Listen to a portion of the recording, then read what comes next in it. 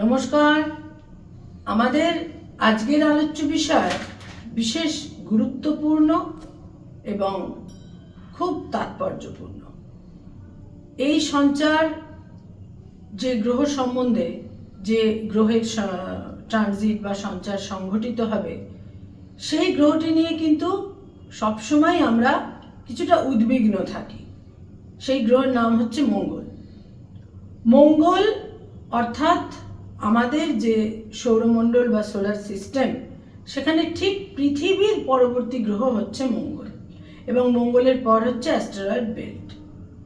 এবং এই যে টেরেস্ট্রিয়াল গ্রহগুলি রয়েছে, পৃথিবীর পরবর্তী গ্রহ মঙ্গল, এই মঙ্গলের সঞ্চার বা মুভমেন্ট কিন্তু সব সময় খুব গুরুত্বপূর্ণ হয়ে থাকে।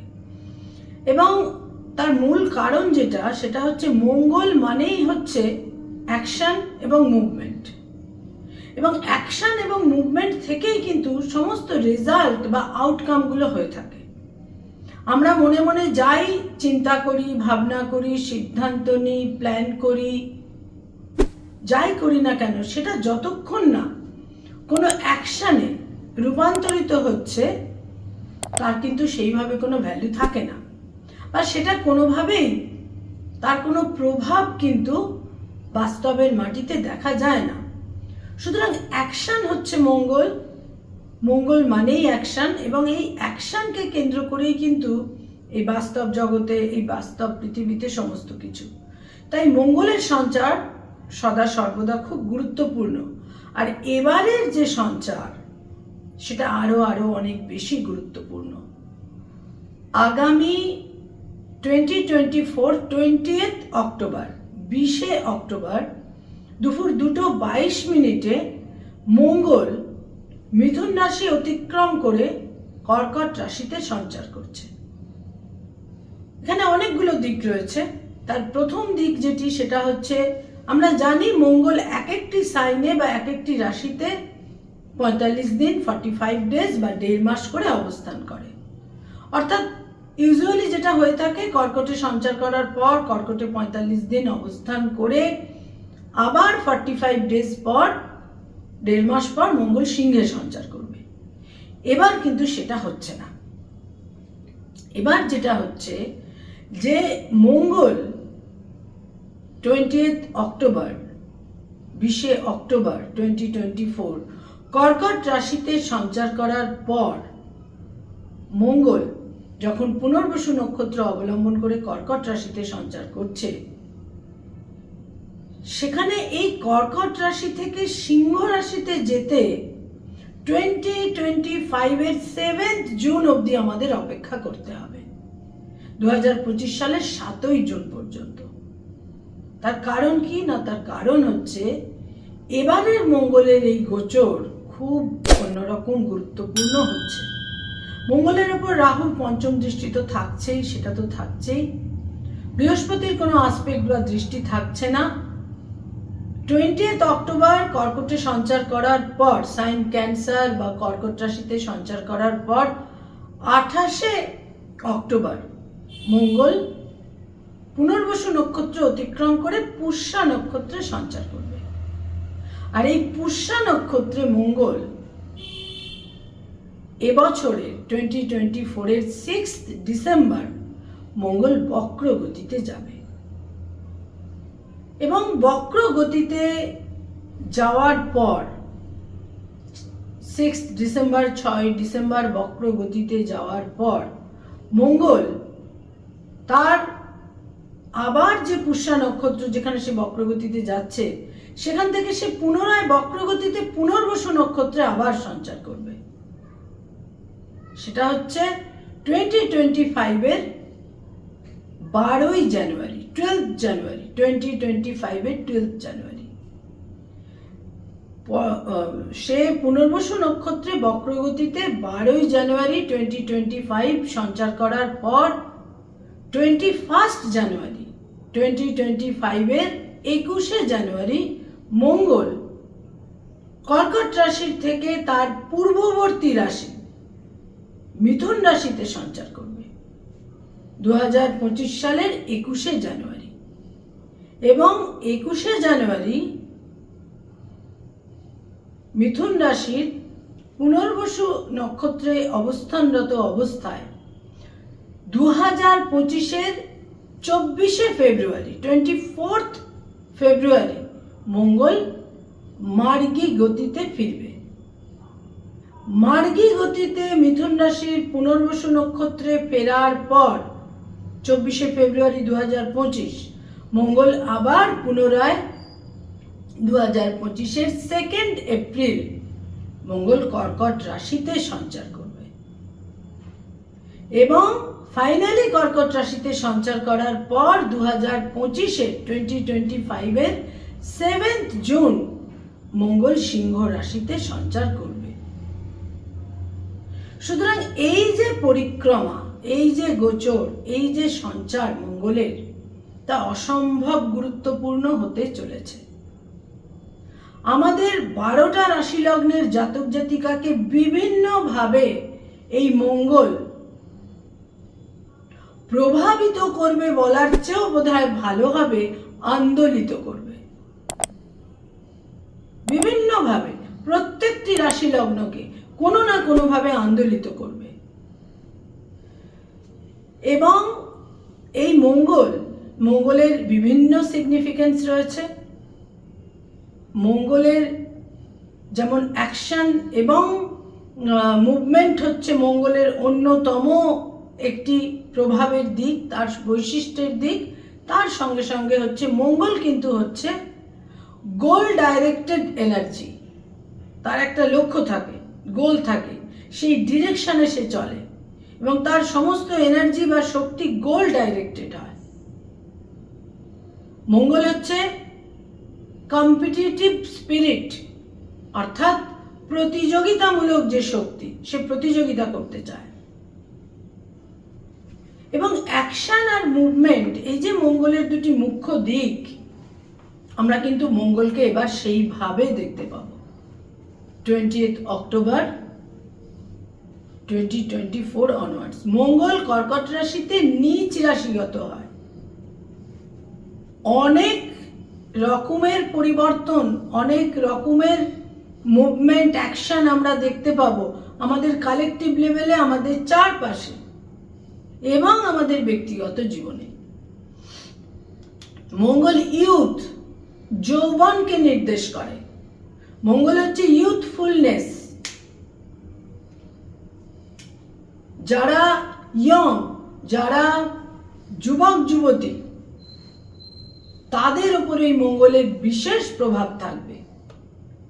আমাদের আজকের আলোচ্য বিষয় কিন্তু 20th অক্টোবর থেকে 6th ডিসেম্বর পর্যন্ত। 6th ডিসেম্বর 2024 মঙ্গল বক্র গতিতে যাবে। বক্র গতিতে যাওয়ার পর পরবর্তী আলোচনা হবে, কিন্তু আজকের আলোচ্য বিষয় 20th অক্টোবর 2024 মঙ্গল পুনর্বসু নক্ষত্র অবলম্বন করে কর্কট রাশিতে যে সঞ্চার করছে, সেখান থেকে বক্র গতিতে যাওয়ার পূর্ববর্তী সময় অবধি আমাদের আজকের আলোচ্য বিষয় 12টা রাশি লগ্নকে কিভাবে প্রভাবিত করবে। মঙ্গলের আরেকটি বিশেষ দিক, সেটা হচ্ছে যে মঙ্গল কিন্তু উদ্দীপনা, উদ্যম এবং কারেজ, মঙ্গল বিশেষভাবে কারেজকে নির্দেশ করে থাকে। আমাদের মাইথোলজিক্যাল গল্প বলছে, মাইথোলজি বলছে যে মঙ্গল হচ্ছে সেনা, আর্মি, সেনাপতি। মঙ্গলকে সেনাপতি বলা হয়। মঙ্গল যুদ্ধের গ্রহ, রেড প্ল্যানেট, রুক্ষ শুষ্ক রেড প্ল্যানেট হচ্ছে মঙ্গল, লাল গ্রহ, যুদ্ধের দেবতা। সে যুদ্ধ করে, সে কখনো কখনো রক্ষকের ভূমিকাতেই কিন্তু সে যুদ্ধ করে, কিন্তু যুদ্ধ হলেই সেখানে কিছু ধ্বংস অতি অবশ্যই কিন্তু হয়ে থাকে। এবং মঙ্গল যখন যুদ্ধ করে, তার যে গোল ডাইরেক্টেড এনার্জি, তার যে গোল ওরিয়েন্টেশন, সে কিন্তু যুদ্ধের পরে তার লক্ষ্য অবশ্যই থাকে জয় বা জিতবার, কিন্তু সেখানে কিন্তু মঙ্গল এই যুদ্ধটা সে করবেই, কিন্তু সেই যুদ্ধের পর সে বাঁচবে না মরবে, যে জীবিত থাকবে না তার মৃত্যু হবে, সেটা কিন্তু মঙ্গল কেয়ার করে না। কারণ সে সাহসী, সে বীর, সে যোদ্ধা, সে রক্ষকের ভূমিকায় থাকে। আমাদের সোলার সিস্টেমের পৃথিবীর পরবর্তী গ্রহ হচ্ছে মঙ্গল, মঙ্গলের পর অ্যাস্টেরয়েড বেল্ট। তো এই যুদ্ধের গ্রহ মঙ্গল, এই আর্মি, সেনা, সেনাপতির গ্রহ মঙ্গল, সে যখন কর্কট রাশিতে সঞ্চার করছে 20 অক্টোবর 2024, সে কিন্তু অনেক কিছু কর্কট রাশির গুণাবলীও তার মধ্যে কিন্তু দেখা যাচ্ছে।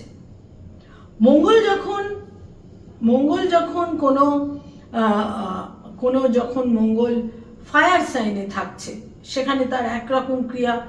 কর্কট রাশি হচ্ছে ওয়াটার সাইন, জল রাশি, এবং কর্কট রাশি হচ্ছে সবচেয়ে সেন্সিটিভ সাইন বা রাশি। তারা অত্যন্ত অনুভূতিশীল।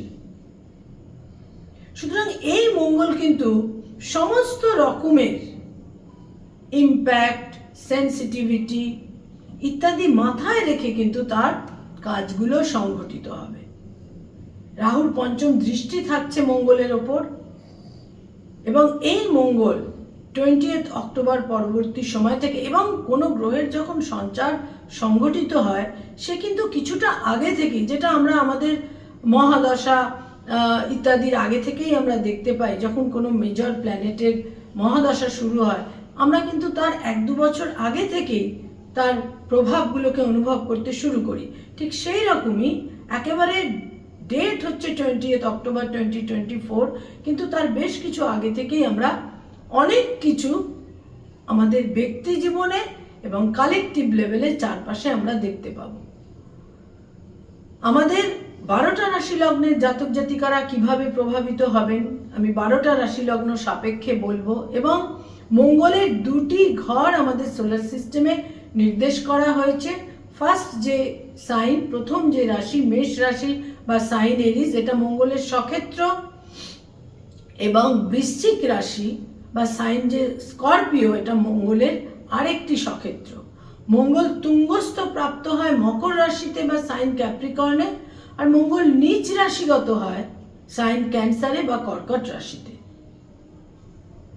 এবং যখনই কোনো গ্রহ বক্র গতিতে যায়, সেটা মনে রাখতে হবে সেই গ্রহ আরো বেশি প্রভাবশালী হচ্ছে, তার ফলাফল জাতক জাতিকা বা পরিবেশ পরিস্থিতি আরো বেশি করে পাবে। এবং বক্রগতির গ্রহ কিন্তু সব সময় ভীষণভাবে রেজাল্ট ওরিয়েন্টেড হয়ে থাকে, এবং মঙ্গল এখানে তীব্রভাবে বক্রগতিতে যাবে, পূর্ববর্তী রাশি মিথুন রাশিতে যাবে। সেখানে 24শে ফেব্রুয়ারি পর্যন্ত একটা বিশেষ সময়, 2025-এর 24 ফেব্রুয়ারি মঙ্গল মার্গী গতিতে ফিরবে। সুতরাং এই সময়কাল অত্যন্ত গুরুত্বপূর্ণ, অত্যন্ত সিগনিফিক্যান্ট, অত্যন্ত তাৎপর্যপূর্ণ। মঙ্গলের যে এই ক্রিয়া সংঘটিত হবে, সেটা আমাদের 12টা রাশি লগ্নের জাতক জাতিকাকে যেমনভাবে প্রভাবিত করবে, আমাদের চারপাশের পরিবেশ পরিস্থিতি, আমরা পশ্চিমবঙ্গের মানুষরা একটা বিশেষ আনইউজুয়াল সময়ের মধ্যে দিয়ে এখন যাচ্ছি, একটা অন্য রকমের সময় এবং পরিবেশ পরিস্থিতি, এবং সেইখানেই মঙ্গলের সঞ্চার এই সময়কালে সংঘটিত হচ্ছে। শুধু তাই নয়, 20 অক্টোবর মঙ্গল যখন কর্কট রাশিতে সঞ্চার করবে, তার মাত্র কয়েকটা দিন আগে 2024 9 অক্টোবর বৃহস্পতিও বক্র গতিতে যাবে। খুব গুরুত্বপূর্ণ, ভীষণ গুরুত্বপূর্ণ হতে চলেছে।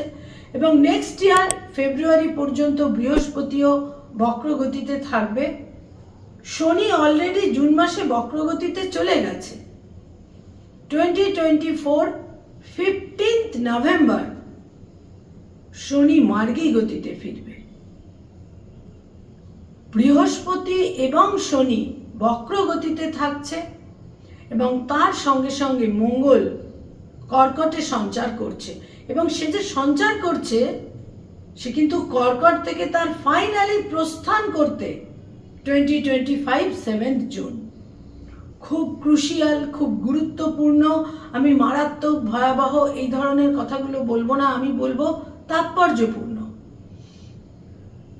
এবং মঙ্গলই একমাত্র পারে তার মুভমেন্ট এবং অ্যাকশনের মাধ্যমে সবকিছুকে সঞ্চারিত করতে এবং সেখানে অন্য কোনো রকম পরিবেশ পরিস্থিতিকে কিন্তু নিয়ে আসতে। এবং মঙ্গলের অ্যাকশন, মঙ্গল কিন্তু কোনো স্লোলি ধীরে ধীরে কোনো কিছু নয়। মঙ্গল হঠাৎ করে আকস্মিকভাবে যখন সে অ্যাকশন ওরিয়েন্টেশনের মধ্যে চলে যায়, সে গোল ডাইরেকশনের মধ্যে চলে যায়, সে কিন্তু তার অ্যাকশন থেকে একেবারেই সরে না। মঙ্গল হচ্ছে ডিটারমিনেশন, যেটা সে মনে করবে করবে, সে কিন্তু সেটা করবে। মঙ্গল কুমার গ্রহ, সে হচ্ছে ইয়ুথকে নির্দেশ করে। সে কুমার গ্রহ, তার কিন্তু কোনো পিছুটান নেই, সে কিন্তু কুমার গ্রহ। সে ডিটারমাইন্ড, সে গোল ডাইরেক্টেড, সে ইউথফুল এবং সে কিন্তু বিবাহ বিরুদ্ধ। সে কুমার গ্রহ, সে অ্যাকশন আর মুভমেন্টের মাধ্যমে নিজেকে প্রকাশ করে। আমাদের যে 9টি গ্রহ রয়েছে তার মধ্যে একমাত্র মঙ্গল যে সব কিছুকে বাস্তবায়িত করে, অ্যাকশনে রূপান্তরিত করে। খুব গুরুত্বপূর্ণ এই সঞ্চার। এবং এই সঞ্চার এই জন্য গুরুত্বপূর্ণ যে মঙ্গল কর্কটে সঞ্চার করার পর সে বক্র গতিতে যাচ্ছে এবং একটা দীর্ঘ সময় কিন্তু তার অবস্থান থাকছে। এবং সেই সময় বৃহস্পতিও বক্রগতিতে থাকবে। বৃহস্পতি বক্রগতিতে থাকছে, শনি বক্রগতিতে থাকছে, অর্থাৎ তারাও কিন্তু অত্যন্ত প্রভাবশালী হচ্ছে। আমাদের 12টা রাশি লগ্নের জাতক জাতিকারা কিভাবে আন্দোলিত হবেন, কিভাবে প্রভাবিত হবেন, আমার এর পরের ভিডিও থেকে আপনারা মেষ রাশি থেকে মীন রাশি পর্যন্ত এক একটি রাশি সম্পর্কে এক একটি ভিডিও আপনাদের কাছে উপস্থিত করব। একটা প্রস্তুতি, মঙ্গলের এই সঞ্চার, এই অ্যাকশন, এই মুভমেন্ট সমস্ত কিছুর একটা প্রস্তুতির জায়গা তৈরি করছে 20 অক্টোবর 2024 থেকে। নমস্কার।